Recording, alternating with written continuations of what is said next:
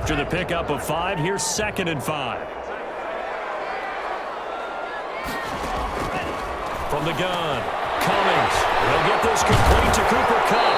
And they nearly get this all the way to midfield. Mark him down at the 49. That one good for 20 on the catch and run. So as this offense gets settled in, a game like this, how important do you think it will be for both of these teams to maintain their composure? I think that the good news is that this is a physical, emotional game. And look, if they can find a way to harness that intense energy, it could end up being beneficial for both teams. But what both of them have to realize, and especially this quarterback, the objective is still just to win the game. It's not to outshine the other guy or go at him with any more or less than is normal. Go play the game, go win the game. Call it a full 3 yards in the wrong direction there. Brings up 2nd down. This defense is really flown around in the first half. They've gotten to the ball carrier before they can really get started. Offense got to come up with something else in order to try and get this running game going. And he takes it down to the 40 with a pickup of 4. Brandon, all things considered, they have to feel pretty good about getting that type of a gain considering the blitz that they just had against them. 3rd and 9. To throw on 3rd down. Cummings. And that will be incomplete. Normally you think the tight end's going to be able to catch the football and handle that contact, but in this case, maybe a little too much target to hit. That one was timed well. Incomplete. He punted 5 times in the win last week as this one's away. That'll go down as just a 20-yard punt.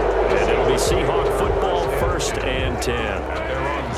Coming to the line here to begin their next drive, the Seahawks offense. And last time they got 3 points, but it was a chip shot field goal. And when you go to the sideline after a chip shot field goal, maybe the offense not too happy. It's a balancing act, isn't it? Because you're exactly right. They're none too pleased that they didn't punch it in for 6 points. But they also have to remember they did put points on the board. 3 points is 3 points. And in this league, you take points when you can get them. Not easily done. And he'll get to the 29-yard line, brought down there. A gain of 5, good enough for the 1st down. A gain of 5. 1st down, Seahawks. On 1st and 10, it's Wilson. Out to the right, he gets it to Lockett. A gain of 6 there on 1st. Complete.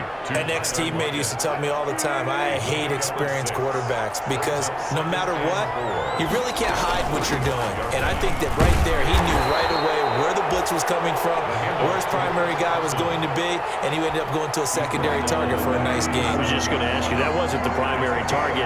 He's so good at that, isn't he? I think he knew right away that he wasn't going to get to his primary guy. I think he read that as soon as he got to the line of scrimmage, knew where the pressure was going to come from, and said, I know how to beat that, and that's what he did. A strong 8 yards will keep this drive rolling. That's a play that will likely be forgotten when you talk about big moments in this game.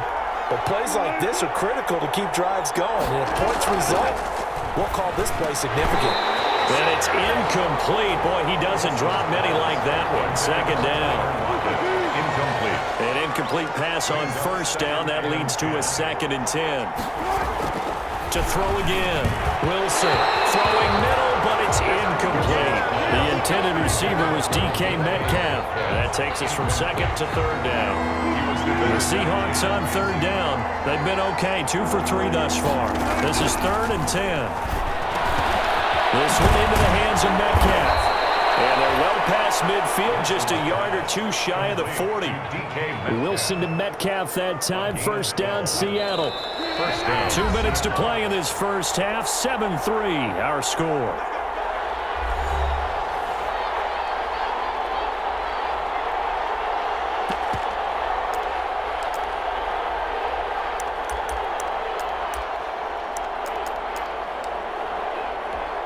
A reminder coming up at halftime, we'll head to Orlando. Standing by there, Jonathan Coachman. He'll have stats and scores from around the NFL in the 2nd week of the regular season.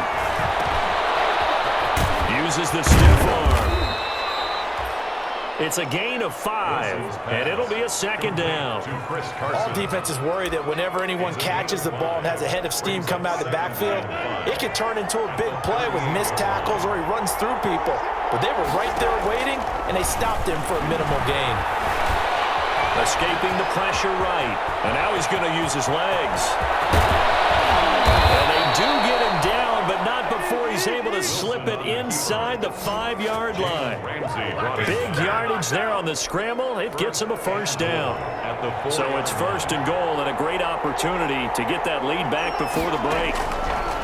From the shotgun, Wilson. Toward the end zone, but that's going to wind up incomplete.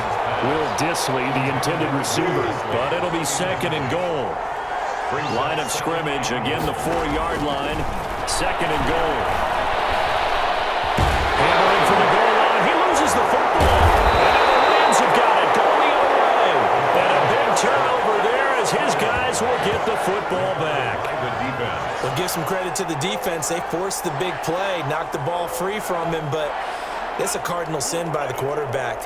Know where you are on the field, and he just gave up at a minimum 3 points. Instead of getting down, takes the contact, the turnover, and he rifles one that's intercepted. Shaquille Griffin with a pick, and he's going to score. It's a Seahawk touchdown. Charles, I'm looking at you, and understandably, your mouth is wide open in disbelief. What were they thinking? That's going to be one of the great mysteries, but I do know this. When they went out on offense, I will guarantee they told them, don't just make anticipatory throws. Make sure you see it before you throw it. Didn't happen here. Trying to protect that lead, and now they gave it up. That'll be taken about a yard deep. And they'll get him down right around the 25, actually the 26 officially, so a net gain of 1 there.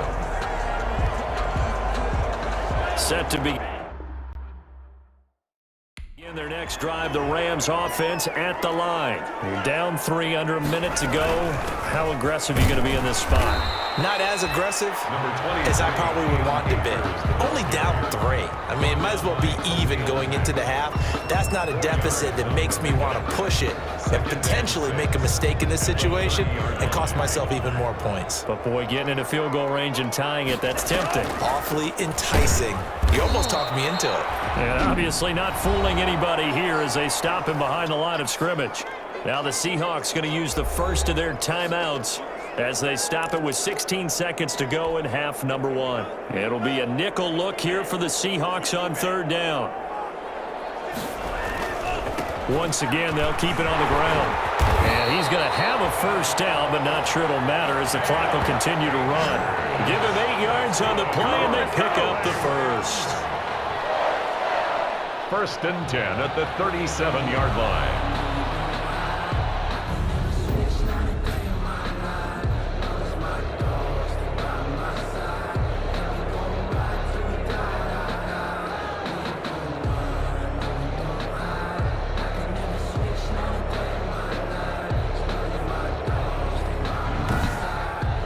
So we've hit halftime, just a field goal separating these two teams at the break.